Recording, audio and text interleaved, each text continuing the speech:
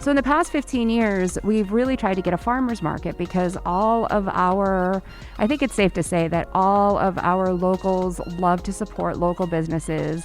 And what ended up happening was I met these two fellows sitting in front of me. Coming to you straight from Fremont, California, this is the Fremont Podcast, dedicated to telling the stories of the past and present of the people and places of the city of Fremont, one conversation at a time.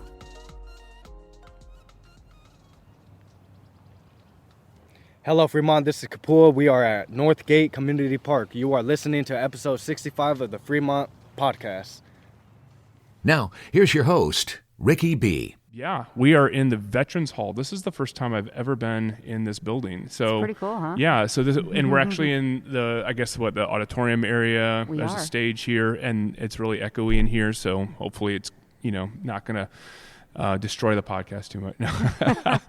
But we're in the Veterans Hall. I'm with Krysten, and this is her second time on the Fremont Podcast, and hopefully the first time on our Niles podcast. And we have a lot of ideas and a lot of things that we're hoping to do with this.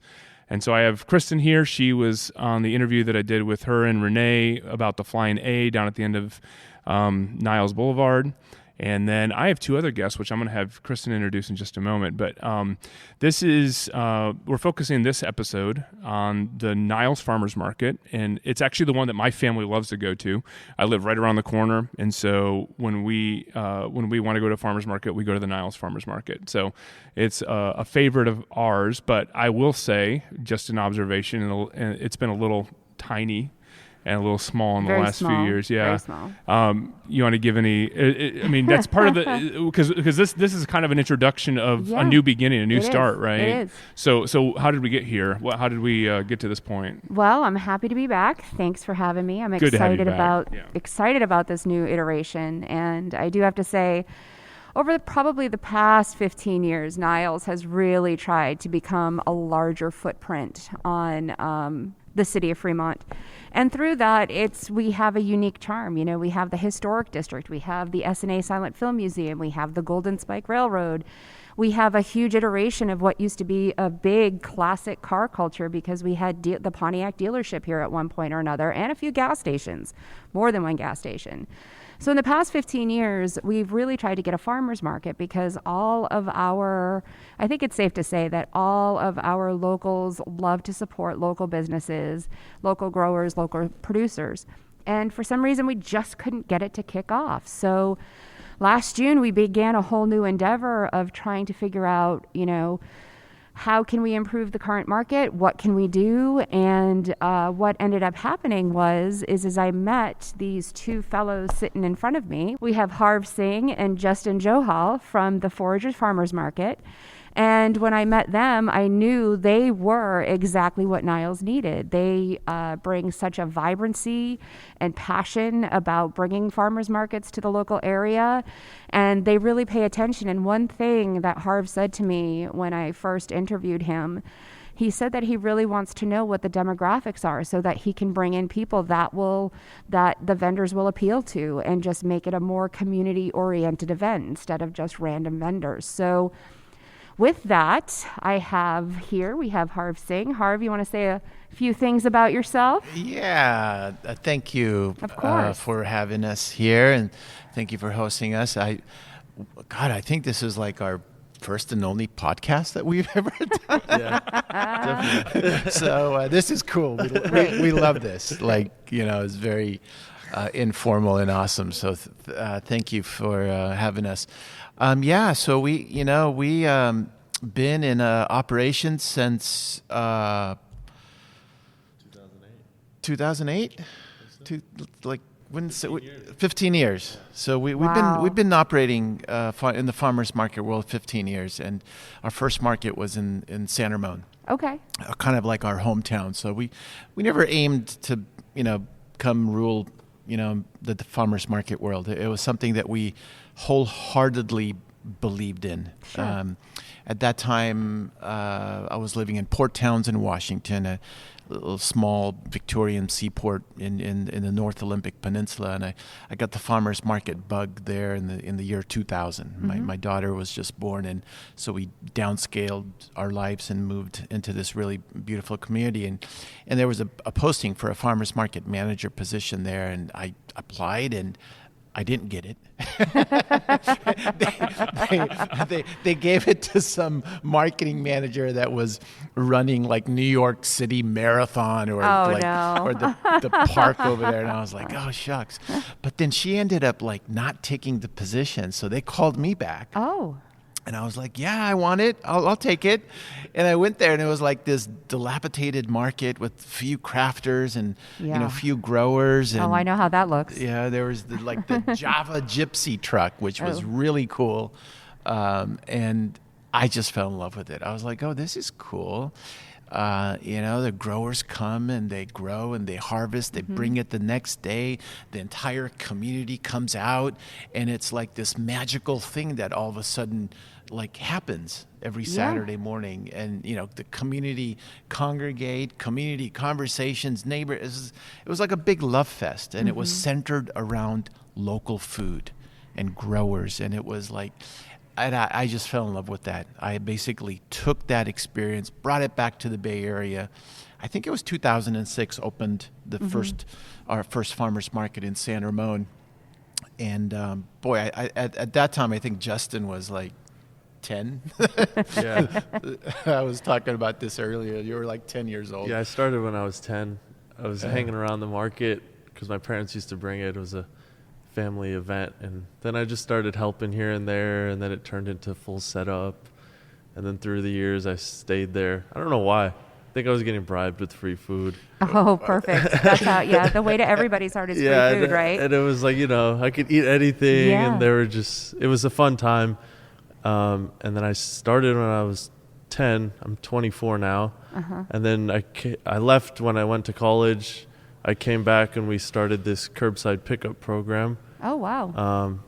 And then during the pandemic. Wow. And we put the entire farmers market online, every vendor, every single item updated weekly. It was a cool project.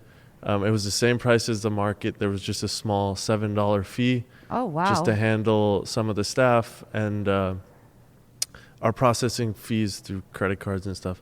But yeah, and I fell back in love with it, and then that ended when the pandemic ended. Then we got the Livermore market, and I got my feet into that more. I graduated St. Mary's in 2021, and then I started helping out a little bit more, and I was a manager. I still am, and then we got West Oakland, and then I was like, oh, hey, this is turning into something like a real job. And then I always liked it. And it was always fun. And yeah, it was like, people have known me since I'm 10 years old, even some of our vendors, and there's photos floating around. I'm like maybe 5 feet or 4 feet. Yeah, he's 6'4" now. Yeah, I'm 6'4". Wow. But it's a lot of it's like been a family, especially in San Ramon. I mean, a lot of the growers have seen me, go from middle school to high school to college to coming back, and so it's been a fun, I was always infatuated by small businesses and just like people coming from wherever, creating these creations and watching them blow up in the farmers markets. And that's fantastic. Going nationwide is like the best story, and watching that. And it's funny when they still recognize me. Aren't you that 10-year-old who used to run around? I got that a couple weeks ago at the San Ramon market. I haven't seen this berry vendor in a while.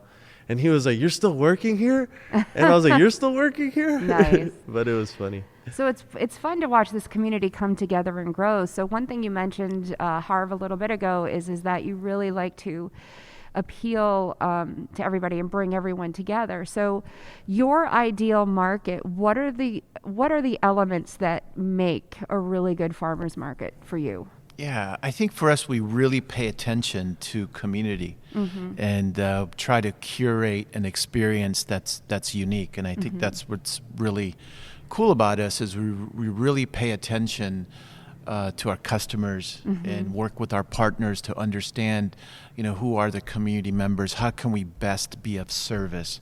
We really are retailers, and retailers come from a place of service. We're here to understand how we could serve you. And I think once you have that kind of a mindset, it becomes easier to develop a program that's going to be successful. So in San Ramon is very different than West Oakland, than Livermore. We have different marketing programs, different posters. We really are into sort of customizing a unique experience because every community is very unique and different, and you really kind of have to tap into that. So, and we love to support local, so like Fremont, absolutely. I would love to learn about every Fremont food farm-based businesses, and that's another thing. We really focus on food and farm. Not that we have nothing against arts and crafts. No, there true. are a lot of makers markets sure. and venues for arts and crafts and jewelry, but we are really kind of focused on the agricultural element. So if you're making soap from goat milks and milking the goats, and we're really lovely. interested into that. If you're shearing sheep and making wool and yarn, so we really try to focus on the agricultural and food. And we have woodworkers, but so we will have arts and crafts, so don't get me wrong, but they'll just limited, very limited, sure. not our focus. So that's and for Fremont we have like some really cool stuff. I mean, you were saying it's pretty small. We're coming out with a bang. We're gonna have 30, 40 vendors. Wow. So right I think in the bat. past, since I've lived here, the most I've seen at any given time was maybe 15 or 20. Yeah, and that's being generous for sure. Yeah, that's being generous. Maybe people that shouldn't have actually been there that are actually showing up. But Yeah. So That's you're talking 30 or 40. Is that what you're saying? We're talking about doubling. Wow. And it's very similar position we had when we got the Livermore market. That Sunday market actually was like 2 years ago. It only had like 12, 15 vendors, I think. And that I think so. Yeah, when there was So you said you guys started the or you basically came in and kind of did what you're doing now with Niles in Livermore. Is that right? Yeah, we a situation occurred in Livermore where there was the current market operator. They lost the contract. It was awarded to us. We came in and just kind of took it to the next level, and there was a lot of tremendous community support. So again, this is like listening to community, and every week attendance grew and grew, and so we just kept growing the market, adding more vendors, and now it's like there's like 3,000-4,000 people come every week, and we're 2 blocks, 70 vendors. And the best part about it is when it grew, we started getting into the nooks and crannies of Livermore. We found an egg rancher, Dan Marciel, a small farm, and all these people that we never heard of. We didn't even know Livermore still had a farming background. We've been in Dublin, the Tri-Valley, our whole life. I still have family in Livermore, and it was never highlighted. So it was great seeing that once the market grew, it encouraged local producers. There was a chance for them. There was an outlet for them to sell. We'll be right back. You can hear the rest of this conversation in just a moment. Dale Hardware is now ready to open their own pet center. Now you can get all of your pet supplies. You can get everything you need for your furry friends right at Dale Hardware. On top of that, Dale Hardware is the only hardware store in the country that has a destination center for Milwaukee tools. There are more Milwaukee tools under that roof than any other retail establishment in the country. Even with these big changes, the heart of Dale Hardware has not changed. So come on down to Dale Hardware and let a specialist help you find exactly what you're looking for with the type of care and attention that hasn't changed for over 65 years. Buying a home is a big decision. When I'm trying to make a big decision in my life, I turn to family. Family generally has my well-being in mind. They want the best for me. Whenever I visit Jennifer at Petrocelli Homes in Niles, she treats me like family. If you're in the process of buying or selling a home, turn to family. Turn to Petrocelli Homes. And now, back to our conversation. What has been the most surprising thing? I mean, you started your first market in 2006, right? And you kind of fell in love with whatever experience you had in Seattle, right? So, what was it that, I mean, you kind of talked about the beginning, the origin of all of that. What has been the most surprising and maybe rewarding part of doing this for the last 15 years, close to 15 years? I think you really have to focus on community.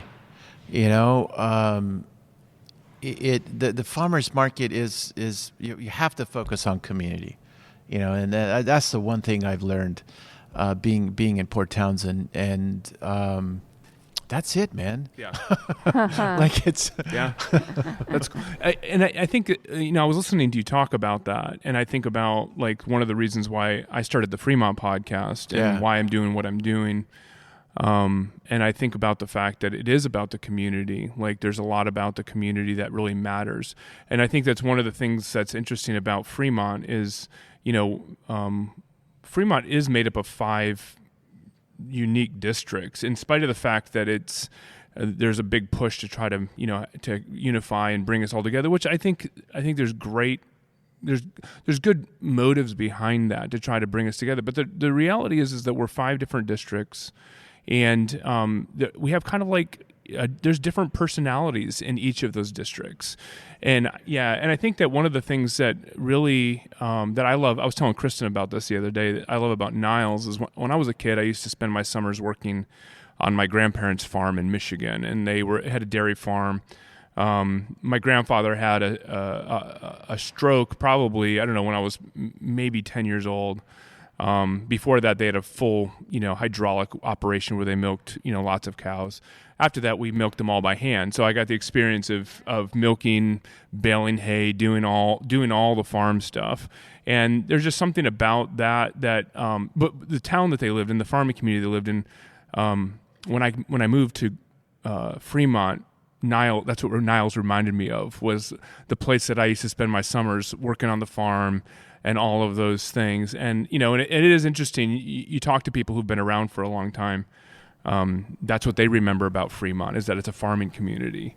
And it's changed so much. We have a lot of that still. It has changed, but we fight to keep it. It's, we have the Coyote Hills Initiative, which keeps the hills protected from developers. And we're going to have to keep an eye on that to make sure it doesn't become, high-rise condominiums in the hills.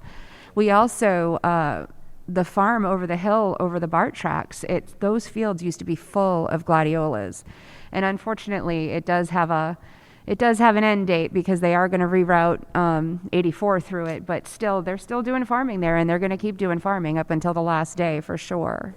So, well, I think what you're bringing, I love the fact that you're not just bringing a farmer's market to Niles, but like knowing what's behind it and knowing your story and knowing what it is that motivates you. I think that really just lines up with what at least Niles is all about. Definitely. And I think that that's just really great. It's a great partnership to be able to have. So I'm really excited about seeing what you're going to do.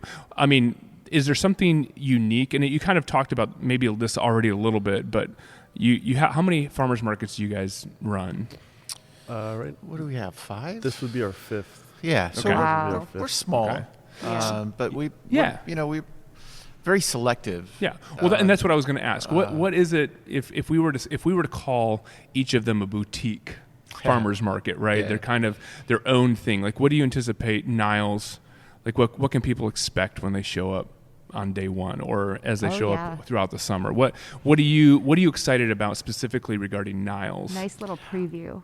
Yeah, I think immediately you're going to find yourself like kind of bopping up and down and dancing a bit. Your feet's going to take a life of its own. I like that. Your hands are going to start going like this, and you're going to start smelling some barbecue, and you're going to spot the oyster guy shucking oysters and flying salmon, and you might see some asparagus flying around, So tell us some of the vendors. Burgers, flipping burgers, Tell us some of the vendors that we're gonna have. Like I know you were mentioning a few early on, but like what like who all's coming? Well, we're going to have local organic growers and flowers. There's a really great farm called La Decima Family Farms. They're certified organic.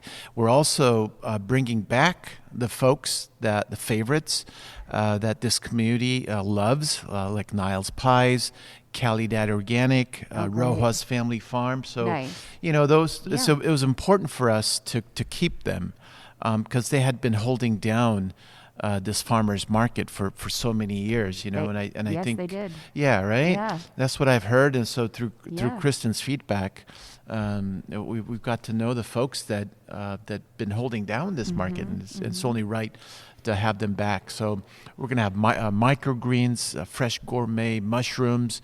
We're going to have, we work with a lot of small family businesses, and we found a great barista.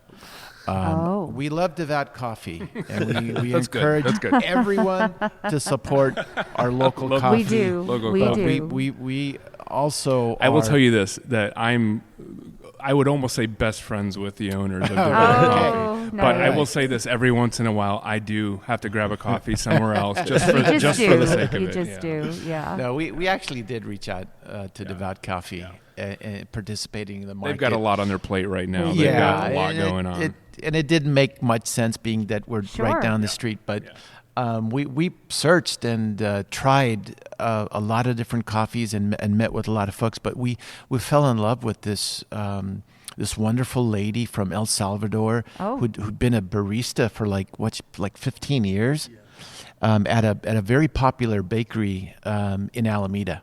Oh. And so the owners over there of the bakery are extremely supportive of her, and we met with her and tried all of her coffees. She makes amazing latte art. Oh my God, like unicorns and wow. and like that's going to be a lot of fun. It was more than the latte art. Yeah. Her coffee was amazing. Okay. And they used oak wood-fired coffee. What was that called? Mr. Coffee. I think so, Nice. Yeah. But she's wonderful. She's like the type of person, and she was in tears. Poor girl. She was just like, oh my God, I can't believe this is my first market ever. And she just fell in tears. And it's like, this is what the farmers market is about. It's about giving opportunities to realize people's dreams. And this is their first market, so I think Devout Coffee is going to be okay with this. I think so. Well, I was going to say I don't know marketing as a profession. I dabble in it, but they do talk about why do you find a Lowe's and a Home Depot on opposite corners? It's because it actually draws more people, and it actually benefits both of them. So the more good coffee we can have in Niles, it's going to benefit everybody. Well, and that's the thing. It's these stories. That story you've just shared. It's not the only story. It's like you look at your markets and they're chock full of them. And one of the things that drew me to you guys was the story of the eggs in Livermore. Rose. Yeah. All of a sudden you're seeing signs on the grocery store shelves that the eggs are shortage. I go to the Livermore market and they have just piles of them, and they're selling them out. They're coming here. Are they really? Yeah. Oh, that's wonderful. They're coming here. It's Bill Rose. Bill Rose. But they grew with the Livermore market. Isn't that correct? We found them. Yes. Yeah. We found them, and that's another great story. Turned their business, and now they're wholesaling. That's awesome. To bakeries and cafes. And it started as like a little kids project. It was over the pandemic, and then that's so Kimmy, great. What was her name? Kimmy wanted just a couple chickens, sell a couple dozen eggs, but then it turned into something bigger. This is going to be so much fun. The markets and restaurants. So much fun. Yeah, I love it. This is really Bill's really a hoot, by the way. Yeah? Yeah. He's a character. Check out the egg guy. It's free entertainment. It is. Bill's a hoot. It is. He's awesome. Yeah. Well, you know what? Thank you guys for thinking of Fremont, first of all, and then also not just looking at it as a business opportunity, but actually looking at it as a way to benefit a community. I think that's this community needs to stay very much the way it is. I told Krysten and Renee when I was looking at the Flying A, what they did with that whole place, because 4 years ago, it was just a wreck. It was it was very run down. It was like the biggest embarrassment on the street. Yeah. But now it's like set the bar. This is what we want Niles to be. And I think that you guys are coming in and saying, we're gonna come right in alongside that, and we're gonna raise the bar as well, and we're gonna make this place better. I think that's amazing. I think it's great. Yeah, I do too. We also have an incredible poster coming out that we're like, it's a kind of a steam engine train like that's racing awesome. past Niles it's really Boulevard great. with It's vegetables really great. flying everywhere. Yeah. So we'll see how that translates in a poster. But we're so excited to be here, and we fell in love immediately when Krysten invited us here, and for us it's all about a partnership. Mm-hmm. And community, for sure. And those are the two things that we look at when we're evaluating markets, and it was incredible here. So, thank you for having us. So opening day is April 1st. April 1st, and this is not a joke. It's not a fool. It's not April Fool. It's April 1st. I know, right? We didn't think about that. It could be a inside joke. It could be. That's true. It's like, is it really happening? Yeah. And is it going to really big market? No, it's just going to be one vendor. It's just going to be us doing the podcast live that day. That's right. We're going to have secret videos to see how many people actually show up and are disappointed and everything. And the times for the for market are going to be 9 to 1. 9 to 1. Okay. 9 to So it's 1. basically what it was before. Yeah, it'll be year round, right at the town plaza. Yep. Okay. So you can load up your bounty, chill at the park. And Yeah, that first day we're going to have the golf cart brigade out helping people get around from parking. So, Actually, I think the previous hours were 10 to 2. They were 10 to 2, yeah. Okay. My bad. Hours. Yeah. You guys might have to stay longer, I'm just saying, because it's going to be such a good party I think that on day. Saturdays I don't wake up till 10, so it's like no, it's totally fine. The feedback that we got was people wanted to come earlier. Yeah. And I think eventually we could do 9 to 2. Yeah. Sure. But however it works. we want to get those folks that want to shop early for the produce. That's great. That's awesome.